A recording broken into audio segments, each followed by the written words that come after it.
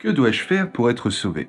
Ça, c'est une question que vous semblez avoir bien souvent. Qu'est-ce que je dois faire pour me convertir? Comment entrer dans la religion chrétienne? Des commentaires comme ça, honnêtement, c'est tous les jours que j'en reçois. Et à ça, qu'est-ce qu'il aurait répondu Saint Paul? Tout simplement, crois au Seigneur Jésus et tu seras sauvé. Alors certes, c'est beau, mais c'est un peu flou quand même. Je suis pas sûr que ça réponde vraiment aux gens quand ils me demandent comment faire pour être chrétien. Parce que oui, pour le coup, on pourrait s'attendre un peu comme d'autres traditions à ce qu'il y a une forme de rite initiatique ou encore de formule ou de serment à prononcer en public. Or, il n'en est rien. Devenir chrétien, c'est un peu une forme de chemin. Quelque chose de l'ordre de la confiance à tisser avec Dieu, de la relation à nouer. Et si pour le coup, dans cet épisode, je vous donnais les 7 clés pour y arriver. Des moyens très concrets, avec des suggestions de lecture, ou encore des propositions de chaîne YouTube, et même des petites habitudes pratiques à essayer de prendre au quotidien. En gros, les 7 choses à faire pour toujours mieux le comprendre, le ressentir, et tout simplement se rapprocher de lui. Pour commencer, faut peut-être admettre, chers amis, que la foi chrétienne, eh bien, c'est pas une religion. Bah ouais, une religion, c'est une institution humaine faite de codes, de symboles, de pratiques et d'interdits. Alors qu'en fait, la foi, c'est plus une question de confiance, de relation et d'alliance. C'est bien ça dont il est question depuis Abraham. C'est Dieu qui parle et il lui dit: j'établirai une alliance entre moi et toi. Et après toi, avec ta descendance de génération en génération, ce sera une alliance éternelle. Ainsi, je serai ton Dieu et le Dieu de ta descendance après toi. Et oui, avant d'être une question de religion, c'est surtout une question de relation entre un homme et Dieu. Comme Abraham, au fond, croire, avoir confiance que tout ça, tout le monde qui nous entoure, c'est pas le fruit du hasard, que ça a du sens. Et oser croire que celui qui nous a tout donné, Dieu, il n'est qu'amour. Et qu'avec nous, il veut le partager. Pourquoi? Pour qu'on devienne saints, des bienheureux, tout simplement des hommes et des femmes habités de son esprit à lui, l'esprit de Dieu. C'est ce qu'il arrête pas de nous dire dans le Nouveau Testament. Soyez toujours dans la joie, rendez grâce en toutes circonstances, c'est ça la volonté de Dieu. Plus qu'une religion donc, un véritable chemin, une voie intérieure à la rencontre de sa parole à lui, Jésus-Christ, celui qu'on appelle le chemin, la vérité et la vie. Et donc pour avancer vers lui, vu qu'il nous a donné un commandement qui résume tous les autres, aimer Dieu de tout son cœur, de toute son âme, de toute sa force et aimer son prochain comme soi-même, et bien peut-être pour le coup qu'il y a comme 2 fronts sur lesquels il va nous falloir travailler pour tranquillement cheminer, rencontrer Dieu et rencontrer nos frères et sœurs les hommes. Première partie donc, comment rencontrer Dieu? Et bien pour le coup, soyons honnêtes, il y a 3 moyens privilégiés: sa parole, la prière et les sacrements. Première clé donc, lire la Bible. J'ai déjà fait une petite vidéo dessus pour essayer d'expliquer à la fois qu'est-ce que c'est que ce gros bouquin et en même temps comment l'aborder. Et donc pour essayer de le résumer en une phrase, nous on pense que c'est bien la parole de Dieu lui-même qui l'a inspiré au cœur de certains hommes, certaines femmes qu'on a appelés les prophètes ou les hagiographes. Tout plein d'histoires en gros qui visent à en raconter une seule, une histoire d'amour, celle de Dieu avec nous les hommes. Et pour le coup à l'intérieur on va trouver aussi bien des événements historiques, des aventures, des mythes, des psaumes ou encore des cantiques, tout plein de styles différents donc en fonction des auteurs qui nous racontent tous au fond un seul et unique message, celui de Dieu à notre égard. En gros, choisis la vie, choisis la mort, et si c'est la vie que tu choisis, eh bien moi je te promets et bonheur et prospérité. À une condition quand même, celle de ta conversion dans l'amour et la fidélité. Et donc si pour le coup c'est la parole de Dieu, c'est sûrement le meilleur moyen pour se rapprocher de lui. Donc un petit peu tous les jours, que ce soit en la lisant en continu ou alors en allant chercher sur internet, par exemple l'évangile qu'on entendra le même jour à l'église, c'est sûrement un bon moyen de toujours mieux comprendre qui il est et ce qu'il veut. Deuxième moyen, la prière. Là encore j'ai déjà fait je crois même 2 ou 3 vidéos dessus.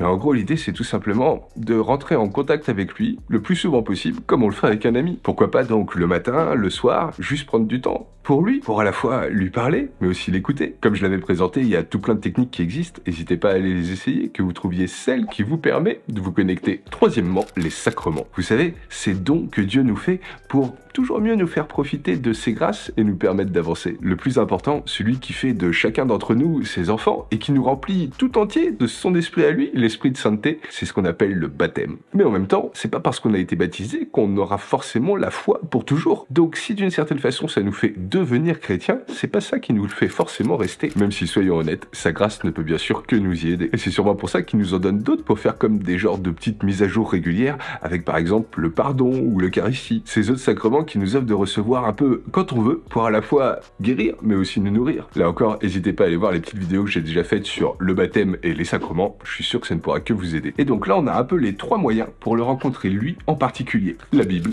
la prière et les sacrements. Mais comme je vous le disais tout à l'heure, son commandement, c'est pas seulement d'aimer Dieu, mais aussi notre prochain. D'où l'importance de rencontrer aussi nos frères et sœurs, et notamment chrétiens. Peut-être déjà avant tout parce que c'est la famille. Et donc au fond, juste pour le plaisir de les retrouver, passer un bon moment à leur côté, mais aussi parce que comme on dit, un chrétien seul est un chrétien en danger. On a besoin de nos frères et sœurs en Dieu pour nous aider à avancer. C'est forcément grâce à eux qu'on l'a rencontré, mais c'est aussi grâce à eux qu'on va pouvoir toujours mieux le comprendre lui, Dieu, et aussi eux, leurs questionnements, leur foi, leurs pratiques. Et donc pour aller à la rencontre de nos prochains, pour qu'ils puissent nous aider à devenir chrétiens, il me semble qu'il y a 4 clés. Les rencontrer en vrai, déjà, mais aussi les lire, les regarder, et les écouter. Et là, pour le coup, comptez sur moi pour vous offrir plein de petits conseils et de suggestions. Allez les découvrir en vrai, soyons honnêtes, c'est ce qui peut parfois un peu au début nous apeurer. Et pourtant, j'en suis convaincu, à chaque fois, ce sera des rencontres merveilleuses. Pour ça donc, n'hésitez pas peut-être à aller rencontrer votre prêtre, celui à côté de chez vous, et dites-lui un peu qui vous êtes, là où vous en êtes. Mais il n'y a pas que eux qui vont pouvoir vous guider, vous aider à avancer.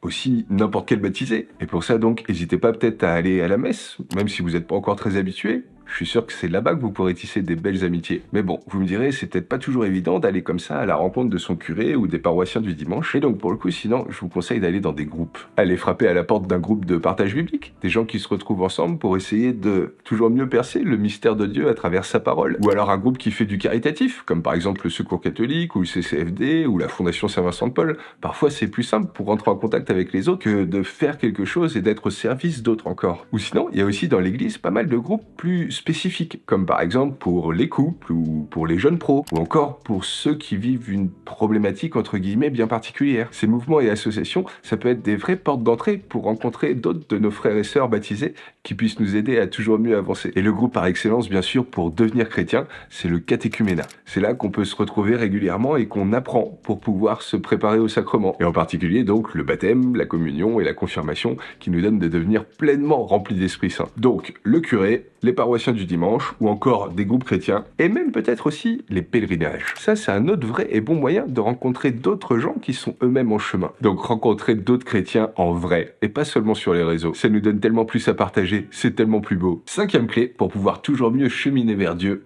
Lire. Des bouquins qui font découvrir la foi ou des histoires de grands saints ou même les écrits des grands saints. Se former à partir de ce que d'autres ont pensé pour toujours mieux découvrir à quoi on est appelé. Et donc là pour le coup je vais me permettre de vous faire quelques suggestions. Alors dans la rubrique découvrir la foi, il y a des trucs qui sont vraiment bien faits comme par exemple le YouCat, voire même le YouCat pour enfants. Ça veut dire Young Catechism et en fait ça reprend tout l'essentiel de notre foi, de ce qu'on a compris par la révélation et la tradition. Et ça le résume à travers toutes les grandes questions qu'on peut en avoir. Et si je conseille celui pour les enfants, c'est parce qu'il est régulièrement presque mieux fait que celui pour les jeunes. Et pour ceux qui ont déjà commencé à avancer un peu dans la foi, on peut après s'aventurer dans des bouquins un peu plus théologiques. Ça va clairement nous aider par les éléments de la raison à voir comment notre confiance est toujours plus légitime et comment elle peut toujours mieux nous faire grandir. Bon, j'avoue, c'est plutôt dans des librairies religieuses qu'on va trouver ces bouquins. Mais en cherchant bien, et dans cet esprit de bouquins qui nous aident à toujours mieux creuser la foi, il y a ceux qui s'intéressent à la Bible en particulier. On va trouver aussi bien des commentaires que des traités de critiques plutôt historiques. C'est le genre d'ouvrage qui vont nous aider à sortir des fois des légendes et des fantasmes pour mieux ancrer notre foi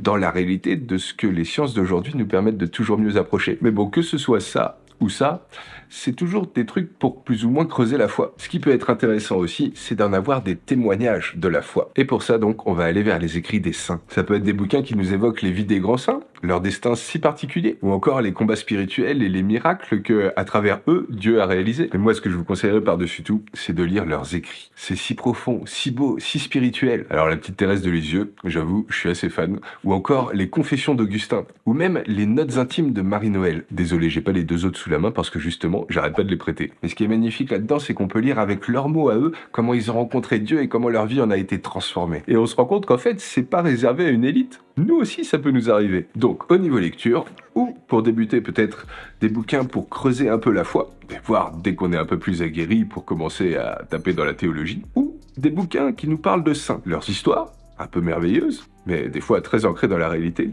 ou bien leurs écrits directement pour d'autant mieux s'en délecter. Mais aujourd'hui, une des chances sans pareil qu'on a, c'est qu'il existe tout plein d'autres médias pour nous aider à creuser notre foi. Et pour ça, je veux dire que YouTube, et même peut-être aujourd'hui un peu TikTok, sont des super outils. Je vais me permettre de vous conseiller quelques chaînes dont je suis assez fan, mais faut reconnaître que c'est surtout des confrères prêtres. Si vous en connaissez d'autres, n'hésitez pas à me les partager en commentaire. Catoland, Aymar de Langotier, Padre Blog, Paul Adrien, Culture Bible. Et ce qui est génial dans cette diversité, c'est qu'on a chacun un peu notre style, notre approche, notre sensibilité, qu'elle soit liturgique ou théologique. Il y en a qui sont plutôt open, d'autres qui sont plutôt... Mais je crois qu'à travers l'ensemble de nous tous, Dieu révèle toujours mieux l'entièreté de ce qu'il est. Ça, c'était pour YouTube. Mais sur TikTok, je crois qu'il y a 2 chaînes qui sortent un peu du lot. Alors, le curé de TikTok, bien sûr, mais aussi cette jeune femme qui s'appelle OK. Là encore, d'autres sensibilités, d'autres nuances, mais je crois toujours un prisme plus étendu de notre confiance, notre foi chrétienne. N'hésitez vraiment pas à aller les découvrir, à les regarder, et aussi à me dire si j'en ai oublié. Et enfin, dernière petite clé pour toujours mieux avancer vers Dieu. Après donc, la Bible, la prière, les sacrements, rencontrer les chrétiens en vrai, les lire, les regarder sur YouTube, et bien les regarder avec les autres médias plus traditionnels que sont la télé et la radio. Et oui, là aussi, il y a un super boulot qui est fait, que ce soit par KTO, ou RCF, ou Radio Notre-Dame, ou encore Le Jour du Seigneur sur la 2. Tout plein d'émissions, de conférences, de témoignages pour toujours mieux nous faire découvrir comment Dieu parle au cœur de chacun, et donc mieux comprendre comment il va pouvoir se révéler dans le mien. On a vraiment une chance sans pareil d'avoir à notre portée aujourd'hui tous ces moyens pour toujours mieux le découvrir avec ses approches, ses sensibilités différentes. N'hésitez vraiment pas donc à aller le rencontrer lui directement, ou lui à travers les autres. Allez donc voir les chaînes que je vous conseille, les lectures que je vous suggère, et n'hésitez pas à me dire en commentaire si peut-être vous auriez d'autres propositions encore à faire. Après tout, on est tous là pour mutuellement s'aider à grandir. En tout cas, merci beaucoup d'avoir regardé la vidéo. Excellent chemin vers Dieu à vous tous, et puis qu'il vous accompagne sur cette belle voie qui s'offre à vous, et qui vous bénisse donc au nom du Père et du Fils et du Saint-Esprit. Amen.